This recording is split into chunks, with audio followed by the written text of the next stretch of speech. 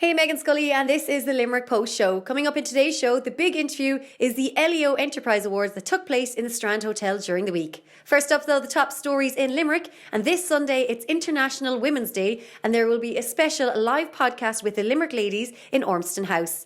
Next up, World Book Day was celebrated during the week, and we headed along to JFK National School to check out some of the costumes and to find out all about the day. We're here in JFK National School in Limerick City where they're celebrating World Book Day! I'm joined by Miss O'Sullivan, who's the principal here in JFK. How important is World Book Day? World Book Day and reading is very important at JFK School. We encourage the boys to do a lot of reading all year round. So then when it comes to World Book Day, it's brilliant to give them that opportunity to celebrate all of the reading and to dress up as their favourite characters. As I say, we have a lot of reading initiatives. We have a beautiful library in the school and the children love reading. So it's great to give them that chance on World Book Day to dress up and have a bit of fun. And they did a great parade in the yard this morning and showed their costumes to everybody. So we're delighted with them. It's incredible though now that they're allowed to come into school in costumes, and because I say they all look great. They've got face paint on, they've got all these different, they've lots of very good homemade costumes as well. So it's incredible for the school to get involved and get behind it. Yeah, and I have to say that we've a great body of parents, and the mammies and daddies are brilliant to always get involved and help the boys get dressed up for the various occasions we have during the year. So well done to the mammies and daddies and to all the boys. They're brilliant. Absolutely incredible. Miss O'Sullivan, thank you so much for having us here in JFK today. You're very welcome. So now we're going to find out who everyone is today. So who are you? I'm Dennis the Menace. I'm Harry Potter. Harry Potter. Harry Potter. Captain Underpants. Robin. I'm a hurling player. Where's Wally? Where's Wally? Dogman. Dogman. Harry Potter. Albert Einstein. Billionaire Boy. I'm Harry Potter. Dogman and Captain Underpants. Tom. And what are you? He's Tom. based from the Kuwait. Yes. Oh, cool. Harry Potter. Darva Wimpy Kid. Oh, Harry Potter. Tom Gates. Van Dyke. Dogman. Dogman. Flippy. cool. Thank you. I'm now joined by Miss Seeley. We have to ask, what was your favourite book as a child? Oh, Harry Potter, without a doubt. I absolutely loved it. It's actually great to see so many Harry Potters here today, even though I'm not that much older than the boys. But yeah, all 7 books, love them. I was going to say, did you read all the books? All of them. Even the movies just didn't do it justice. I Yeah. was all for the books, like, yeah, brilliant. And what do you think of World Book Day and seeing all these children dressed up as their favourite characters? It's amazing the effort that they go to, like, and how much they do love reading. And I've seen it so much in this school, especially with dear time and how much they use the library and sit out reading, and they enjoy it, so it's lovely. Absolutely incredible. Thank you so much for chatting to No us. problem, thank Now you. to our out and about section. Keen headed along to the launch of the Catalyst Film Festival. First up though, I caught up with Limerick singer-songwriter Robert Dawson. Hey, Meghann Scully, and this is the Limerick Post Show, and joining me in the studio it is singer-songwriter Robert Dawson. Welcome. Thank you for having me. No, it's very good to have you. You're a Limerick man. Tell us where you're from. Yeah, I'm from Kilcornan. That's just before Skeeton, for anyone wondering. Yeah, we just had this conversation now before we went on air just to find out exactly, because not all of us in here are from Limerick, but I'll get very familiar now with County Limerick, I have to say. So it didn't take you too long to get into the city centre? No, just a few minutes, about 10-15 minutes. Yeah. Yeah. What's your favourite thing about Limerick, if you had like...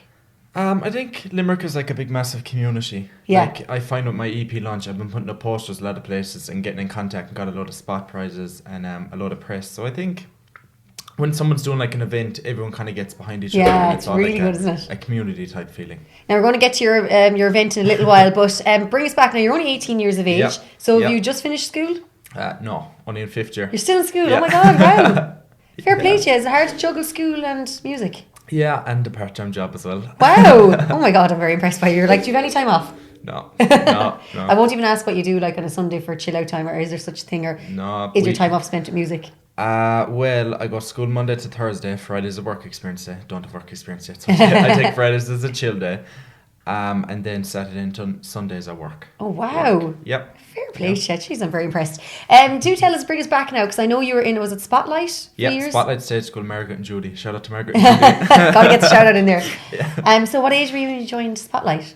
I'd say I joined Spotlight just short about 6. Oh wow. I was Okay. in Spotlight from when I was 6 to about 11. Yeah. 11 or 12. After about 12, I don't know why I just kind of was going towards more original music and Yeah. more of my own kind of bit of a solo artist type thing. But when I was in Spotlight, I loved it. Yeah. Yeah, Great because experience. like I have loads of little cousins around Limerick, and everyone's Yeah. involved in some stage Yeah. school around, and it's just It's I think it's great yeah. community as well, isn't it? It's great. It builds our confidence. Like we Yeah. used to always do shows we did a few in the Lime Tree and Oh, a few in wow. the University of Limerick Concert Hall. So it kind of builds your confidence to be on a stage, and Yeah. like you learn skills and stuff presenting yourself as an artist. I think like stage presence is a huge thing. So as Yeah. you said, they're the like best places to start. Yep. So then when did you get into writing music? I didn't actually. Well, I think I was about 13 when I started writing music. Yeah. I wrote one of my first songs, which is on the EP, is called Broken. A very depressing song. But the other day I was with my guitar teacher, Mike, and I was kind of listening to the song. I played it on piano, and I wasn't great now when I was 12. I wasn't great at writing songs. And Mike picked up the guitar, and it just kind of started strumming away then. I was kind of listening, and I was like, can I record that, Mike? Just the bit of the guitar. And I use that then as one of the tracks. I kind of revamped. 2 songs on the EP are revamped from when I was younger. Oh, amazing. That's incredible. Because like a lot of people are like, oh, I wrote a load of music, but I haven't Yeah. gone near it again. But it's great to bring it back Yeah. out. And Yep. I saw you play the piano. Yep. And you play the guitar as well. Yep. Brilliant. So what will, at your EP launch, will you be have both on the go, or what will you? Bit of everything. Brilliant. Bit of an instrumental. A few people are playing on the night. And bit of everything. Tell us about your music and your style. A lot of people have asked me about that. Like, what's your musical style? I don't really have a musical style. I'd sing anything. Yeah. Like when I'm covering songs, I was on Live 95 FM the other day with Trevor Anderson, and he was kind of talking about covering songs. So I did a song by Sarah Bareilles. She used to be mine, love and Sarah. everyone's talking about it. They said it was a good cover, but like people are like, how do you find the songs you want to cover, especially a female song? Yeah. And I'd say it took me about 6.5 months to find an instrumental that suited my voice. Okay, yeah. So it's difficult enough, but I don't know. If I click with a song emotionally, I kind of... Yeah, that's kind of cool Cover though that too, song. because I suppose you don't want to be stuck into one genre either. Yeah. It's nice to be able to kind of play around Yeah. with it. I know you're a fan of Emma Langford. We've had her on the show as well. Yep. Good Limerick musician. Yeah. There's a great network of musicians in Limerick, Yeah. and it's very supportive. That's it. It's kind of builds into the community type thing. All Yeah. Limerick singer-songwriters are all out to support each other. There's no like rivalry, like you did this or you did that, or you got that many streams or I got that many streams. Everyone's kind of out there to build each other up and just create a good name for Limerick and a good musical name for Limerick. And do you find, how's everyone at school when now that you're like getting your music career going? Are they supportive? Yeah, they're very supportive. A few people from the past now, you know, it's kind of the usual, like, oh, you're getting a bit of coverage, like, oh, can I talk to you again? You're kind of like, no, I'm Really? alright. Like, What school are you? Just give them a shout out. Rackhill, Closh and the Troca and Rackhill. Lovely. Shout out to everyone there, of course. Listening in. Do they ever, like, if there's like a school now kind of concert rant going on, is it always like, Yeah. Robert, come on? Always. You're signed up always. for even like... Yeah. Brilliant. I love that though too. Yeah. Like Snow audience, like your school friends are always kind of like, Yeah. probably going to be your toughest audience really. Yeah. And there's a great like support in the community, like Kilcornan and Niskeeton. Everyone's kind of... I can't really go out in Niskeeton anymore. I go to the top of the town Niskeeton. Shout out to Josh. I go to the top of the town Niskeeton all the time, and I've sang there so much with other people that I go in and I walk in the door and everyone is shouting at the musician, like, get off and let Robert come on. So They just assume like you're like, I'm having Yeah. a night out, I'm having a night off. Yeah. Leave me alone. I'm not going to sing. yeah. Robert, tell us, where can we find you on social media?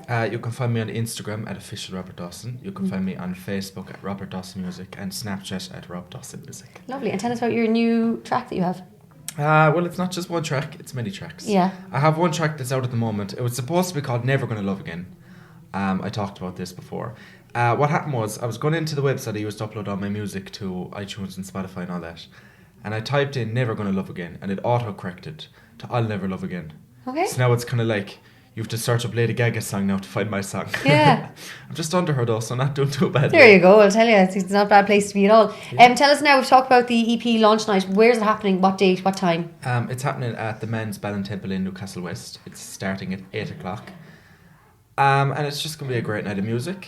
I have a couple of people starting off for me. So I have Yvonne McCarthy, she's a good friend. She's doing sound and lighting. Right. I have Abby Butler, who's also a local Newcastle West musician. And I have my brother Tomas. He's going to be singing as well. Oh, amazing. Yeah. That's super. And I know it's all for a good cause as well. Yep. We're doing a raffle and all the proceeds. We're also selling CDs, which are a £5. Brilliant. And all the proceeds from the CDs and the raffle will be given to Milford Hospice on the night. That's absolutely incredible. And I said, keep an eye on across all your social media for all your information Yep. on everything. And Robert Dawson, thank you so much for chatting to us, the Limerick Post Show. No problem. Thank you for having me in. for us to be co-directors is a perfect match really as well, because I'm coming at it from the academic side. I have been involved in the setting up of debates and going to festivals across Europe and so on, promoting these issues, while Vanessa is a filmmaker. So I think that it's kind of a marriage made in heaven, Vanessa. I think it works. And I think just, you know, we work well as a team, and we knew that because we work together in Women in Film and Television. And you know, as well, we want to showcase some great films, and we have some incredible films lined up. You know, we have an extraordinary Irish-Belgian co-production in A Girl from Mogadishu. With Mary McGuckin attending, actually, the writer-director. Yeah, we have an extraordinary feature documentary called Seahorse, which is about the trans community and a trans man giving birth to a baby. So it's there is numerous shorts covering so many topics, both from people behind the camera and the stories in front of the camera. And you know, film is a very powerful medium, but it's also entertainment. We're going to have a really good mix of, you know, things that are going to move you and that are thought-provoking, but also really the craft behind some of these films is I think this is a problem. Sometimes people think, if you're looking for new voices, are you actually going to just say, well, forget about quality or whether something is good? You don't have to swap one for the other. We have fabulous films, we have fabulous new voices, and I have to say we have wonderful support from Limerick and around the country. It's as if people wanted this festival to start. It's amazing, like when we just decided to go for it for the first year and see, but the amount of people that got behind, particularly in Limerick as well, and national funders as well, in small ways, but in important ways for the first year. But I think a lot of that is that Susan has such a really strong track record. And you also, but I think that definitely And I do think we need to say this: Screen Ireland, Screen Skills Ireland and Creative Europe. I mean, we have loads of other sponsors as well, but I have to say, when you're looking at film festivals, to have those three big organisations supporting you, that says quite a lot. And we're also going to have panels, two particular panel discussions, and I think that a festival like this cries out for discussion, group discussion, and we're going to have filmmakers, stakeholders, people who are not your white straight male, those as well, but also other voices coming to describe what it's like for them to operate in an industry that until recently didn't actually question that there should be more voices. For sure. So between all of that, are two big features and 4 programs of short films, and mostly fun and chat. I think it has to be said. Yeah, we're going to have fun and chat because that's who we are. We're the serious mixed with. We have to have some fun. So Friday the 20th and Saturday the 21st, the inaugural Catalyst Film Festival. You heard it here. Come to Limerick.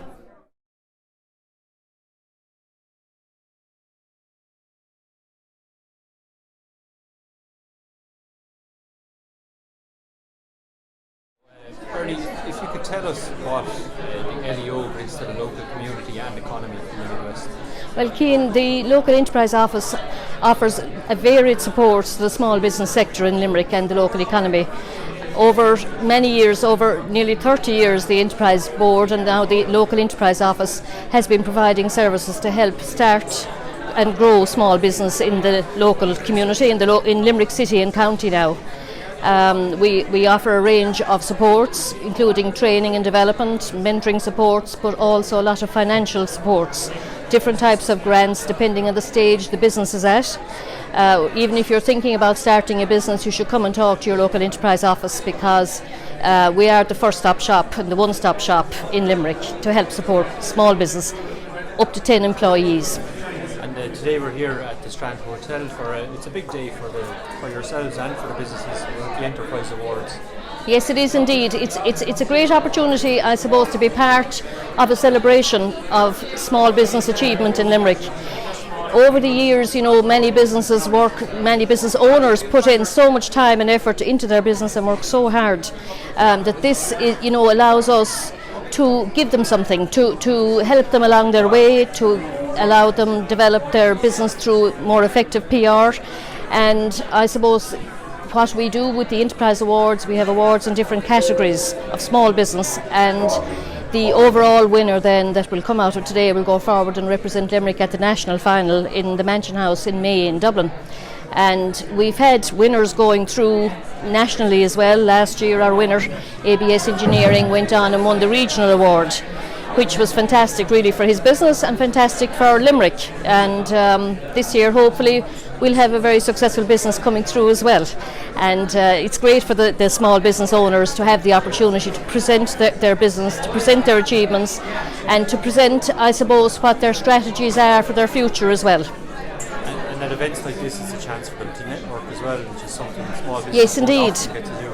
Yes, indeed it is. It's a great event because I suppose people who come to an event like this are usually, they're upbeat, they're waiting to hear are they in the winner's enclosure, and they're really eager and interested in chatting to others who may have gone down this road before them and may be able to offer advice and support. And the other thing I suppose is we do offer others and run other networking events as well, which is a great way for businesses to expand their network and to, I suppose, do business and collaboration and so on, you know. Bernie, thanks very much for speaking to us. Thank you. Mike and Sheen, we're here at the Strand Hotel today for the LEO Enterprise Awards. What do these mean to the city of Limerick and the county? Absolutely a massive amount of importance, because at this moment in Limerick we're undergoing major change, all for the good, especially in terms of industry and economic development. And as you know, just last weekend we announced of the Opera Centre, ready to start demolition there, and out of the ashes, of course, the phoenix will rise of the Opera Centre. So we're looking forward to that. And all these businesses here all have a part to play in the development of our economic infrastructure here in Limerick. And previous winners have gone on actually to be successful at national level as well. It just shows you the strength of local enterprise here, small, medium and large. And I'm looking forward to presenting prizes here today, and looking forward to hearing all the good news stories from all the various companies who are all, we'll say, very much part of the economic jigsaw of Limerick. And with the LEO, they support these smaller businesses. Well, to be fair, the local enterprise office has been exceptionally good in that area and have been very much to the forefront, not just in getting ideas from the companies, but in leading with ideas themselves. And everywhere they can, and where Limerick City and County Council can, we will be there to give a helping hand to all the companies, both local and national, international, that come to Limerick. And as I said, the awards today is really, I suppose, a recognition by the council of the great work being done by such companies here in Limerick. And also it's a thank you to the companies for the great work and for the excellence of their products, because if you look down through the years, you find very, very little example of any of them not staying in business. In all cases, no matter how small they're all taking on extra workers, they're all expanding, and they're all managing to stay the distance, and looking forward to more growth in that particular sector in Limerick, because it is why we all think of the multinationals. Also, the staple diet here is small and medium enterprises, small and medium companies and businesses. We have to look after those, and as far as the council is concerned, we will definitely give all the help we can, both in terms of advice, in terms of ideas, and in terms of finance as best we can. Sheen, thanks very much for talking to us. Delighted. For these stories and so much more, head over to limerickpost.ie/show. I'm Meghann Scully. This is the Limerick Post Show, keeping Limerick posted.